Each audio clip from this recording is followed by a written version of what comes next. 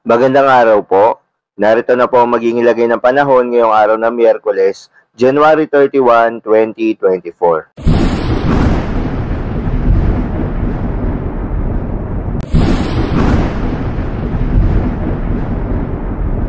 Sa kasalukuyan nga tayo sa pag-asa, northeast monsoon pa rin o hanging amihan ang patuloy na nakakaapekto sa Luzon at Visayas.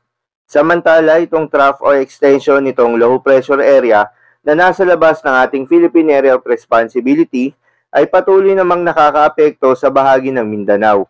Itong low pressure area ay nasa layong 500 kilometers southeast of Davao City. Ayon sa pag-asa ay mababa naman yung tsansa na maging bagyo in the next 24 to 48 hours.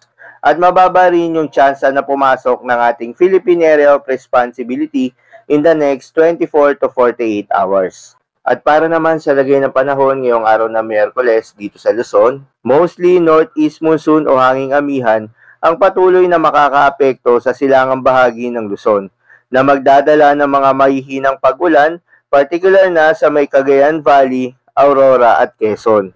Para naman sa nalalabing bahagi ng Luzon kasama ng Metro Manila ay asahan ng partly cloudy to cloudy skies condition na may mga tsansa ng pulo-pulong mahihinang pag-ulan.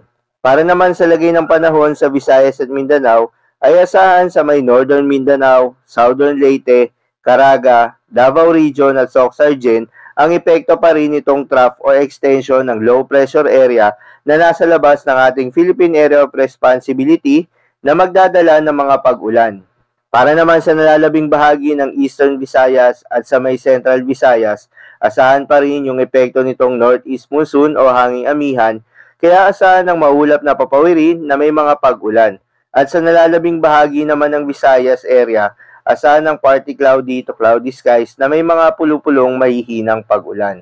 At sa nalalabing bahagi ng Mindanao, asahan ng partly cloudy to cloudy skies na may mga tsansa ng mga localized thunderstorms.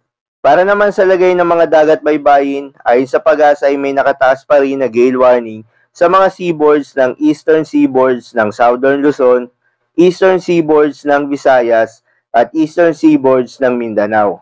Payo ng pag-asa ay huwag munang pumalaot ang ating mga kababayang mangingisda at yung may mga maliliit na sasakyang pandagat dahil inaasahan ng maalon hanggang sa napakaalon na karagatan. So yun lamang po para sa lagay ng panahon ngayong araw ng Miyerkules.